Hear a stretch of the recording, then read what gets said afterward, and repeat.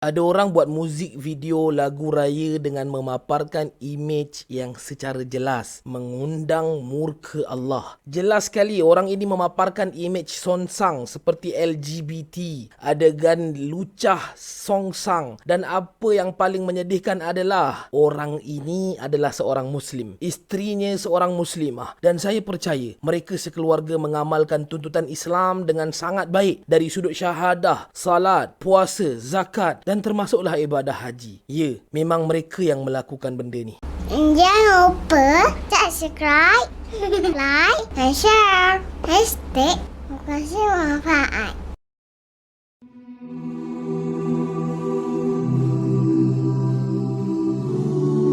Ramai orang dah sebut tentang benda ni. Begitulah sifatnya tazkirah. Ianya perlu diulang-ulang dari peringatan sehingga melekat menjadi pelajaran. Saya tak nak fokus kepada personaliti atau peribadi si pelaku. Saya nak fokus secara penuh berkenaan apa yang orang ini dah lakukan. Kata kuncinya adalah malu. Kerosakan yang dilakukan bahkan dipaparkan di khalayak umum adalah kerana rasa malu telah pun dibuang jauh-jauh. Dari Abu Hurairah radhiyallahu an bahawa Rasulullah sallallahu alaihi wasallam bersabda, "Al-haya'u minal iman wal imanu fil jannah wal badha'u minal jafa'i wal jafa'u fin nar." Malu itu adalah sebahagian dari iman dan iman itu tempatnya di syurga. Sedangkan kekejian itu adalah daripada kekeringan iman dan kekeringan iman itu tempatnya di neraka. Bila sebut tentang malu sebagai seorang manusia, sebagai seorang hamba yang sangat hina dan berdosa, menumpang di bumi Tuhan, malu adalah perkara wajib yang perlu ada pada setiap dari kita. Kita perlu ada rasa malu kepada Allah Azza wa Jal, malu terhadap Rasulullah sallallahu alaihi wasallam, malu kepada mak ayah, malu kepada guru-guru kita, malu kepada sahabat handai dan malu kepada manusia. Malu ni bukanlah malu tak tentu pasal. Sampai nak tanya jalan kat orang pun malu. Nak beli beras kat kedai pun malu. Bukan yang itu. Malu ini adalah malu dengan ilmu dan agama. Kita rasa malu untuk buat satu benda sebab kita tahu ianya bukan benda yang betul, bukan benda yang baik di sisi Allah dan Rasulnya. Bila kita malu dengan Allah Subhanahu wa ta'ala, kita tak akan sanggup mengundang murkanya. Kita hidup atas muka bumi pun atas rahmat dan ihsan dari Allah Azza wa Jal. Masakan kita tak rasa malu untuk melanggar apa yang telah Allah Subhanahu wa ta'ala larang ke atas kita. Bahkan kita patut rasa malu dengan amal kita yang semakin hari semakin sedikit. Kalaulah kita betul-betul faham betapa susahnya perjalanan hidup Nabi sallallahu alaihi wasallam untuk sampaikan agama kepada kita sehingga kita dapat mengecapi nikmat agama dengan serba mudah dan aman hari ini, kita pasti akan rasa sangat malu untuk merosakkan agama yang Nabi sallallahu alaihi wasallam perjuangkan bersama dengan para sahabat radhiyallahu anhum ajma'in. Berhibur tak ada salahnya. Nak berjoget dengan anak isteri di rumah, silakan. Nak ramas raba tiang di rumah, buatlah. Tapi jangan pertontonkan. Jangan dijadikan hiburan dan tontonan orang lain. Kalau sungguh pun nak naikkan bisnes dan populariti, kenapa sampai sanggup hilang rasa malu kepada Allah dan Rasulnya? Allah Subhanahu wa ta'ala berfirman, "Walaqad dzara'na li jahannama katsiran minal jinni wal ins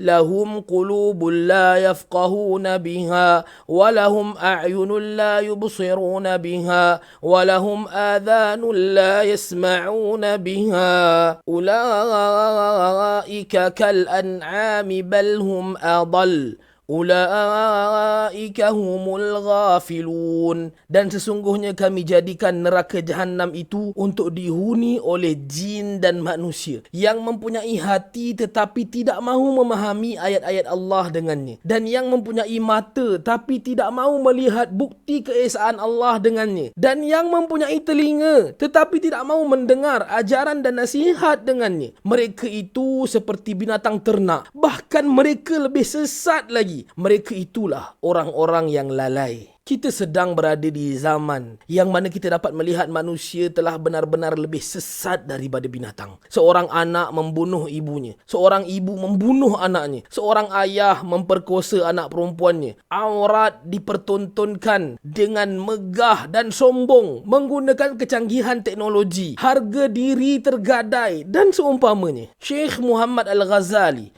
menyebutkan dalam bukunya Khuluqul Muslim, apabila seseorang itu tidak mempunyai rasa malu malu dan amanah, dia akan menjadi keras hatinya dan berjalan mengikut kehendak hawa nafsunya. Dia tidak pedulikan apakah yang harus menjadi pertaruhan, walaupun sehingga mengorbankan mereka yang tak berdosa. Dia sanggup merampas harta dari tangan-tangan mereka yang fakir tanpa belas kasihan. Hatinya tidak tersentuh dengan kepedihan orang-orang lemah yang menderita. Matanya gelap, pandangannya penuh serakah. Dia tidak tahu melainkan apa yang memuaskan hawa nafsunya. Bila seseorang sampai ke tahap seperti ini, maka telah merekah darinya fitrah agama dan terkikis dari jiwanya ajaran Islam yang sebenar. Anak-anak kita yang masih kecil pun tahu malu. Kita yang besar panjang ni pula semakin hilang malunya, semakin bodoh akalnya. Malu adalah syariat agama. Bahkan ianya adalah syariat yang kekal dan tidak pernah berubah walaupun para nabi berganti generasi demi generasi. Bila kita memilih untuk meninggalkan malu dan melakukan apa sahaja mengikut hawa nafsu kita, ketahuilah bahawa kita telah bersedia untuk diazab oleh Allah Azza wa Jal. Na'udzubillahi min dhalik. Al-Khalifah Online. #berkongsi manfaat. La ilaha illallah Muhammadun Rasulullah alaihi salatullah wa alihi wal ahibba